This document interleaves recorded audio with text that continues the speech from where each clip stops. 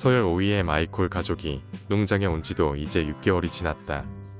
녀석들은 비록 농장에서 가장 서열이 낮은 약체들이지만 자기들끼리 똘똘 뭉쳐 잘 지내고 있다. 제리와 브라우니 사이에서 태어난 마이콜은 덩치가 작은 수탉이지만 다른 수탉들과의 싸움을 피하지 않는 용감한 녀석이다. 아마도 녀석의 이런 태도는 서열 2위인 아버지와 서열 1위인 할아버지의 혈통을 이어받았기에 가능할 것이다. 일반적으로 수탉 한 마리당 최소 10마리 이상의 암탉이 있어야 한다는 게 전문가들의 소견이지만 농장에 있는 닭들을 관찰해보니 꼭 그렇지만은 않은 것 같다. 그동안의 경험을 돌이켜보면 수탉들은 자신만의 암탉이 있어야 불필요한 싸움이나 강제교미가 일어나지 않는다는 걸 알았다. 누구의 암탉이라는 게 결정되면 수탉들은 웬만하면 다른 수탉의 암탉을 건드리지 않는 것이다. 그런 이유로 보호해줄 수탉이 없는 암탉은 다수의 수탉들의 교미 대상이 되는 좋지 못한 경험을 하게 된다. 물론 이런 규칙에는 싸움을 해서라도 자신의 암탉을 지키려는 수탉의 의지가 반드시 전제되어야 한다.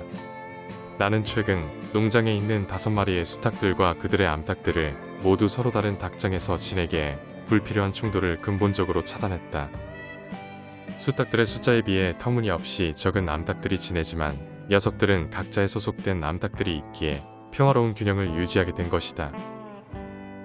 서열 2위인 제리는 자신의 암탉들을 가장 잘 보호하는 모범적인 수탉이다. 비록 덩치는 마이콜보다 작을 만큼 왜소한 체격을 가졌지만 상대가 누구든 절대 물러서지 않는 패기를 가졌다. 아마도 자신의 암탉들을 잘 보호하는 마이콜의 세심한 성격이 아버지인 제리에게서 물려받은 게 아닐까 싶다. 조용히 있던 제리가 갑자기 암탉의 울음소리를 듣고 움직인다. 세심한 성격의 제리는 늘 대기하고 있다가 암탉이 알을 낳고 나면 달려가 축하해준다. 암탉의 숫자가 많아야 좋을 것 같지만 적은 숫자를 가진 제리와 마이콜은 나름 행복하게 잘 지내는 것 같다. 제리와 마이콜과 달리 골드의 암탉은 정확히 몇 마리인지 확인이 안 된다. 현재 골드의 닭장에서 지내는 암탉은 총 15마리이지만 많은 수의 암탉들이 태양리에게 넘어가고 7마리 정도만 골드를 따라다닌다. 불과 1년 전만 해도 엄청나게 싸움을 잘할 것 같은 패기를 보였던 골드는 자신의 암탉이 생기고 난 뒤 몸을 사리는 약한 모습을 보인다. 오죽하면 덩치가 제일 작은 제리와의 싸움에서도 도망칠 정도로 겁쟁이 수탉이 되어버린 것이다. 어쩌면 골드는 일시당초 많은 수의 암탉을 거느릴 그릇이 되지 못한 수탉이었을지도 모른다는 생각이다. 서열 1위의 수탉인 태양이 주변에는 늘 암탉들이 끊이지 않는다. 한때 수커돌이 이브가 대장 수탉으로 있을 때 태양이는 암탉들로부터 인정을 받지 못했지만 지금은 상황이 많이 변했다. 그 당시 이브의 보호를 받던 암탉들은 대안으로 태양이를 선택했고 태양이가 골드와의 싸움에서 이기게 되자 많은 암탉들이 태양이에게로 넘어왔다.